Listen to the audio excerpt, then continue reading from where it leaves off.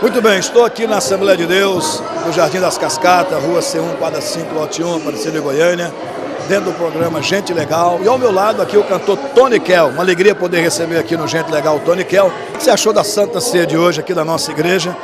Essa apoteose de poder que Deus mandou sobre os nossos corações hoje. Gostou? Gostei da Santa Ceia hoje, foi uma unção dobrada, né? O povo sentiu a glória de Deus, tanto o povo como eu também, aqui em cima do altar, com a bênção pura.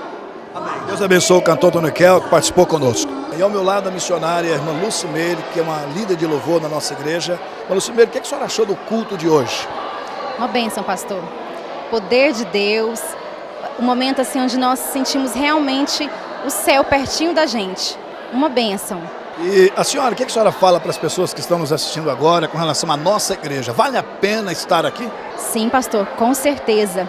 Porque aqui é o lugar onde elas encontram cura, refrigério, mudança de vida. E realmente vale a pena. Pastor, o culto foi uma benção, muita unção, né? Deus tem abençoado a nossa igreja, a equipe de louvor. A cada louvor, a cada culto, Deus tem abençoado, o louvor tem fluído, almas têm se rendido aos pés do Senhor através do louvor. Deus tem batizado, transformado, e é isso. A palavra de Deus sendo pregada através do louvor. Luciano, o que você fala para as pessoas que estão nos assistindo agora com relação à nova campanha que nós vamos começar no mês de maio, intitulada O Sacrifício? A campanha O Sacrifício traz para você um sacrifício da sua vida para a vida de Deus. O que você oferecerá a Deus como sacrifício? Venha fazer a campanha com a gente, você que nos assiste do Jardim Cascata, Tiradentes, Vila Romana, toda a região, todas as sextas-feiras, os cultos de libertação aqui tem sido uma benção, né, pastor Elias?